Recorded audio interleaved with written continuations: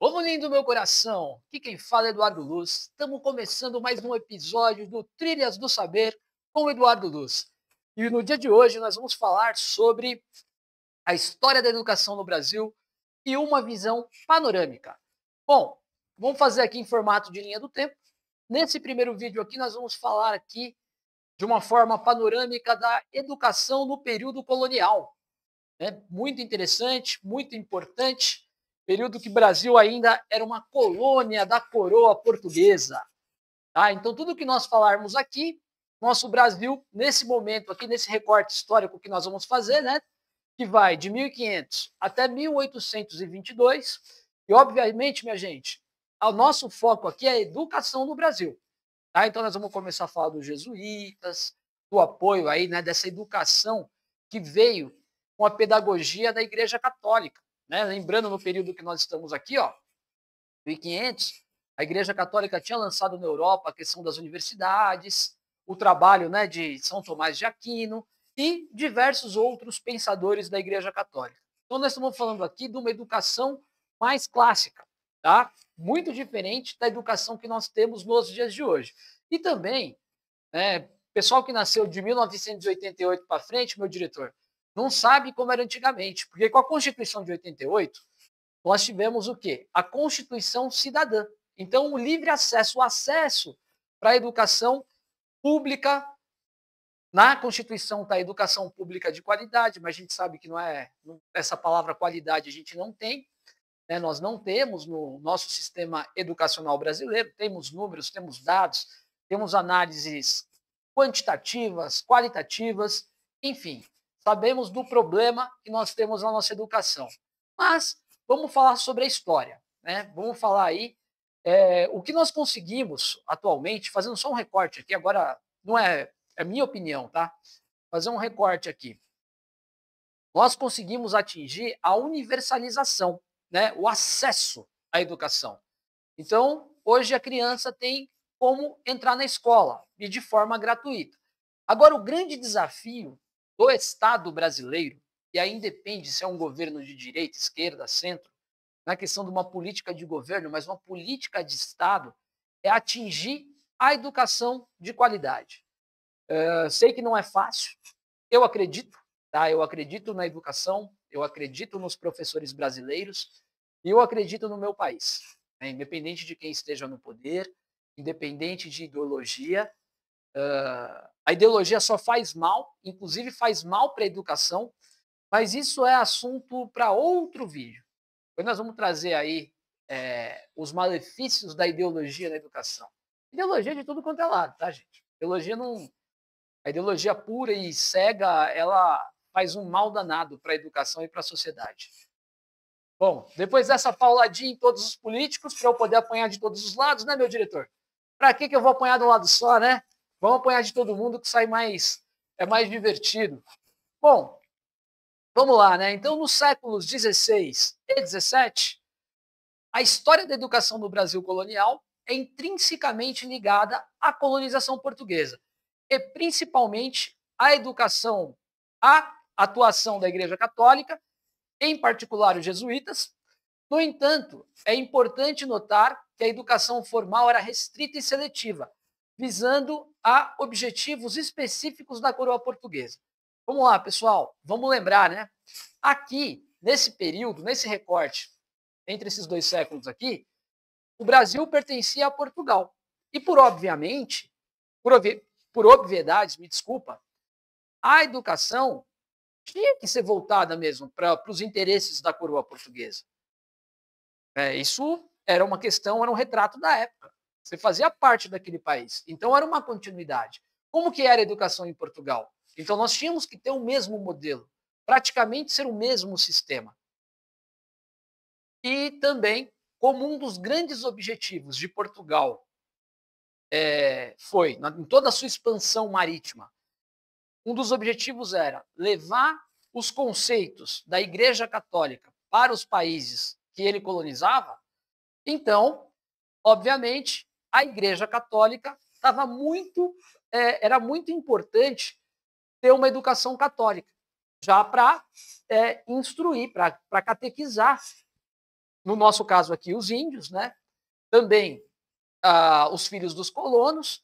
E tem um outro detalhe interessante, que se você pegar religiões, por exemplo, cristianismo, judaísmo, islamismo, que são religiões que dependem de livros, né? No cristianismo você tem a Bíblia Sagrada, contendo o Antigo e o Novo Testamento. No judaísmo você tem a Torá, e você tem também os livros dos profetas, né, e os escritos, que é o Taná. É aquilo que nós temos na nossa Bíblia cristã como o Antigo Testamento. Né? Então, para o judeu, é aquele conjunto de livros ali. O muçulmano, depois, do século VI depois de Cristo, vai surgir o quê? O islamismo, que também tem o Alcorão. Essas religiões que dependem dos seus livros, o que você precisa? Você precisa alfabetizar as pessoas. Na religião cristã, tem uma situação interessante, né? Que quando houve a reforma protestante, em 1517, o que aconteceu? O Martinho Lutero traduziu a Bíblia, que estava em latim, para o alemão, que era falado pelo povo.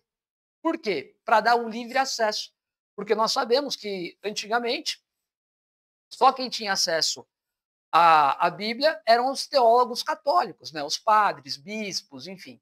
Tá? Então, houve isso aí. Então, houve o quê? Uma transformação na questão da alfabetização também no período da Reforma Protestante.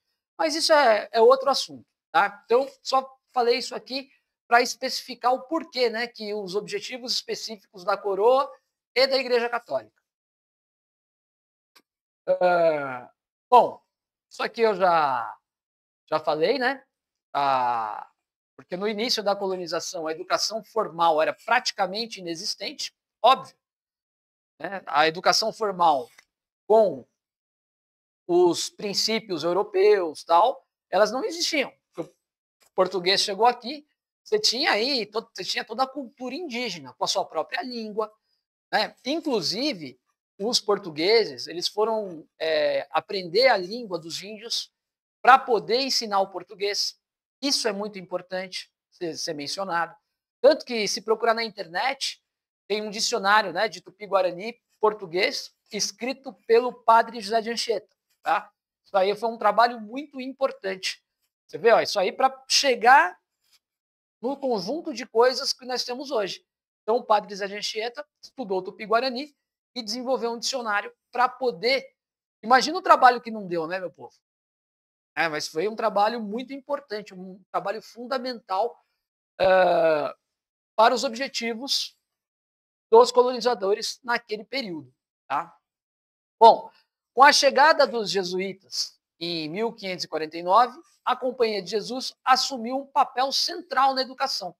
Você tinha apoio de outros grupos, de outras ordens religiosas, né, dentro do catolicismo, como os franciscanos, por exemplo, mas a predominância era do método dos jesuítas.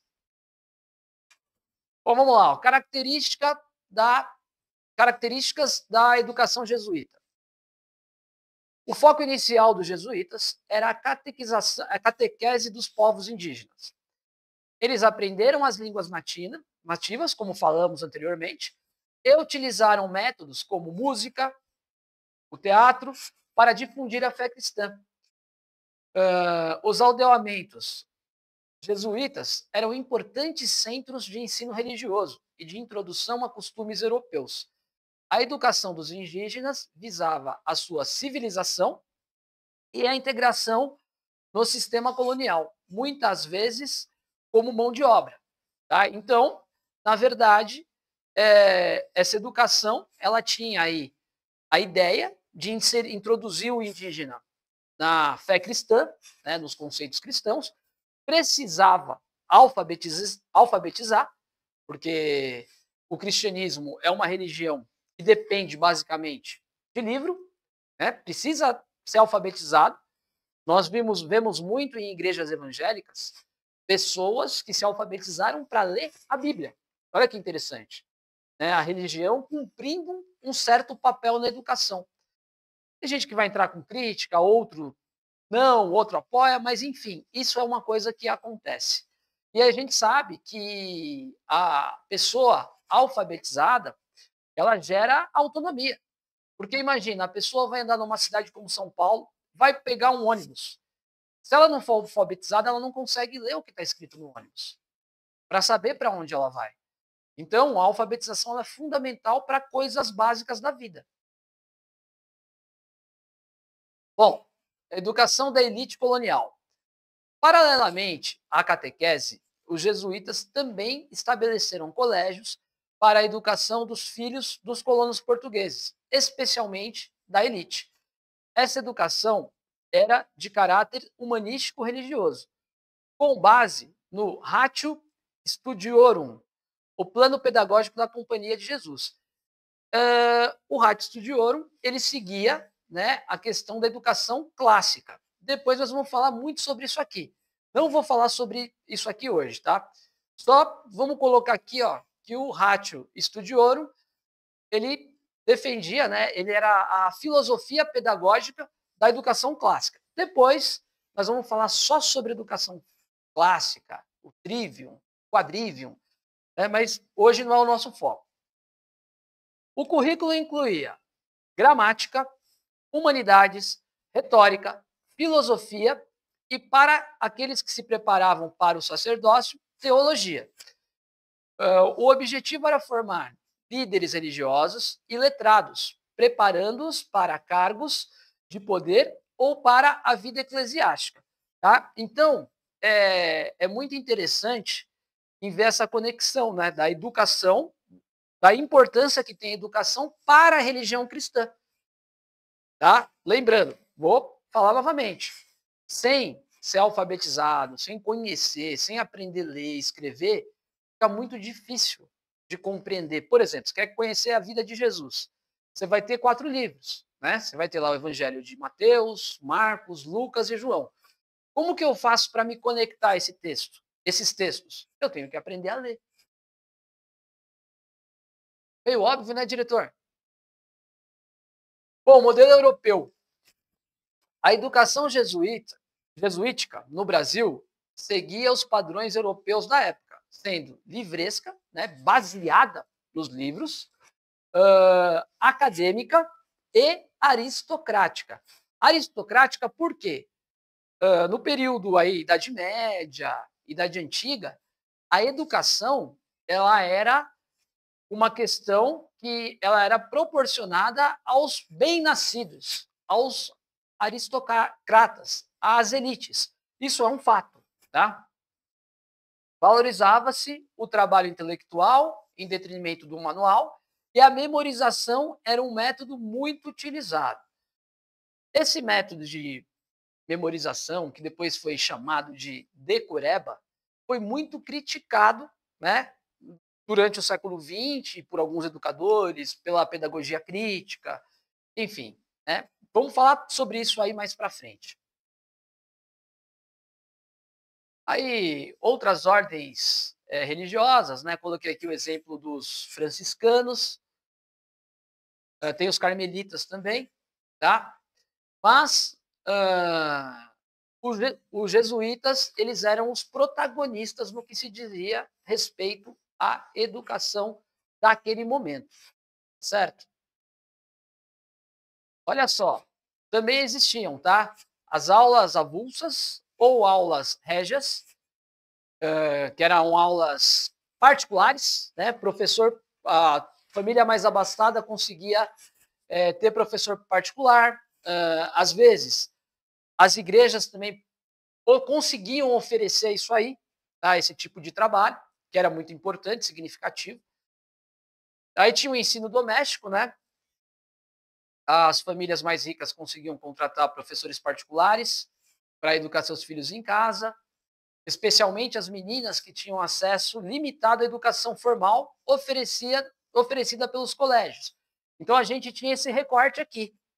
Na época, as meninas tinham mais dificuldade para o acesso à educação. Isso aconteceu no transcorrer, né, foi uma mudança para a mulher ter mais acesso à educação, já veio uma mudança, foi substancial no século XX. E hoje, graças ao bom Deus, nós temos aí educação oferecida a todos.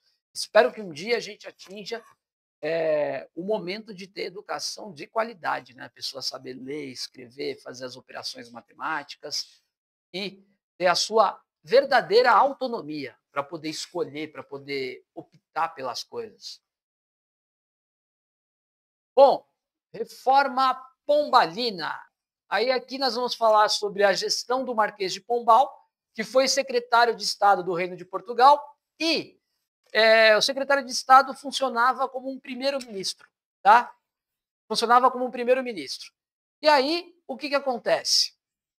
Nós temos que entender que ele, enquanto político, ele foi colocar a sua ideologia. E aí, qual que era a ideologia do Marquês de Pombal? Ele estava mais adepto às ideias do iluminismo francês. E aí, o iluminismo francês tinha ideias que iam de encontro, que chocavam-se com o modelo jesuíta. E aí ele expulsa os jesuítas. Tá? Então, tem uma ruptura com a educação jesuíta, tanto aqui no Brasil quanto em Portugal, na gestão do Marquês de Pombal. E é aí que essa gestão é chamada de reforma pombalina. Vamos lá, foi um marco importante na história da educação colonial, foi a expulsão dos jesuítas de Portugal e de suas colônias em 1759, por ordem do Marquês de Pombal, primeiro-ministro português. Essa medida teve um impacto profundo na educação brasileira. Bom, e vamos lá aqui, depois eu já comento, né? Objetivos da reforma. Pombal buscava secularizar o ensino, ou seja, retirá-lo do controle da igreja e colocá-lo sob tutela do Estado. Ele também visava padronizar o currículo e modernizar a educação portuguesa, que considerava atrasada. Hoje nós falamos muito em Estado laico. O que é o Estado laico? Ele é o Estado não religioso. Tá? Então, aqui, por exemplo, no Brasil, na nossa Constituição, prevê que o Brasil é um Estado laico. A pessoa tem livre arbítrio, ela pode escolher qualquer religião que ela quiser, inclusive não ter nenhuma religião. Então, no Brasil não tem esse problema. Obviamente, a maior religião que existe no Brasil é a religião cristã, tanto católica quanto protestante. Se somar as duas aí, somar o conjunto de religiosos do cristianismo, vai dar um número muito alto, um percentual muito alto da população brasileira. Mas você é livre para exercer qualquer prática religiosa e, inclusive, ser ateu. Tá? Não tem problema nenhum no Estado brasileiro. Então, aqui o Pombal queria fazer o quê? Não é mais a igreja que determina para que rumo vai a educação.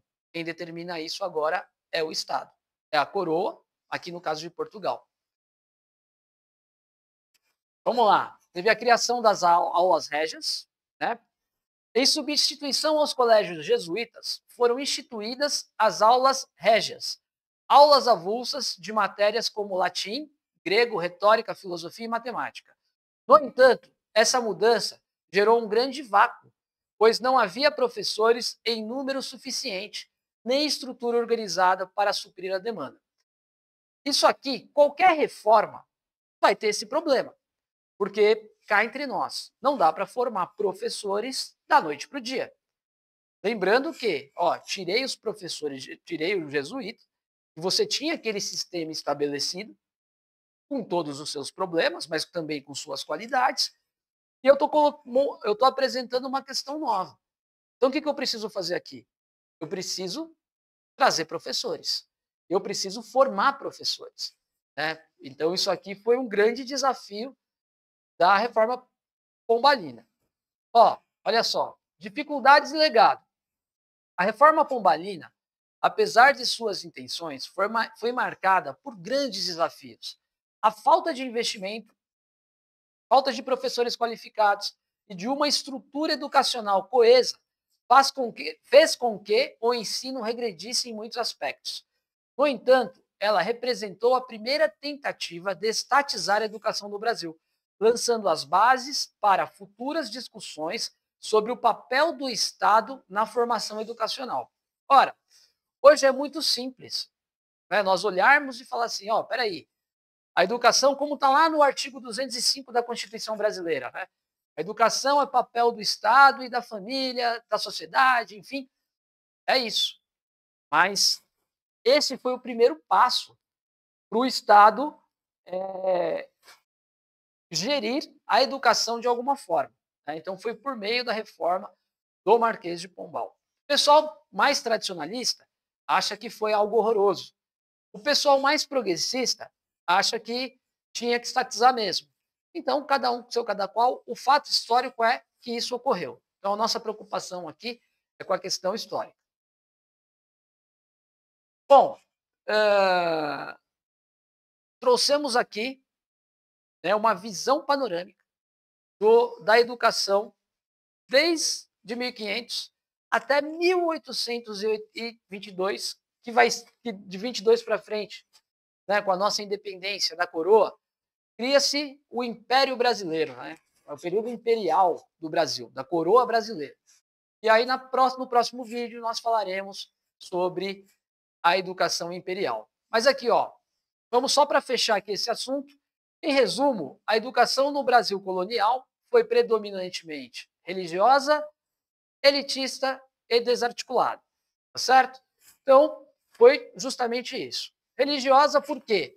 Porque ela foi ministrada, né, educação, as aulas eram ministradas por religiosos, professores eram os religiosos portugueses, especificamente os jesuítas, predominantemente. Ela foi elitista porque não dava o acesso a todos e desarticulada pelo motivo de não conseguir, né, atingir todos esses objetivos, né, que a gente tem como a educação ideal, era uma coisa muito incipiente. E aí vem a reforma pombalina para tentar iniciar essa articulação. Claro que isso foi muito difícil, mas chegamos com a organização que nós temos hoje. Então, esse aqui foi o início, o pontapé inicial da organização da educação no Brasil. Tá bom? Povo lindo, esse aqui foi o nosso primeiro vídeo sobre história da educação brasileira. Aguardo você no próximo. E, ó, foi um prazer incomensurável contar com a sua presença até aqui. Um abraço e valeu!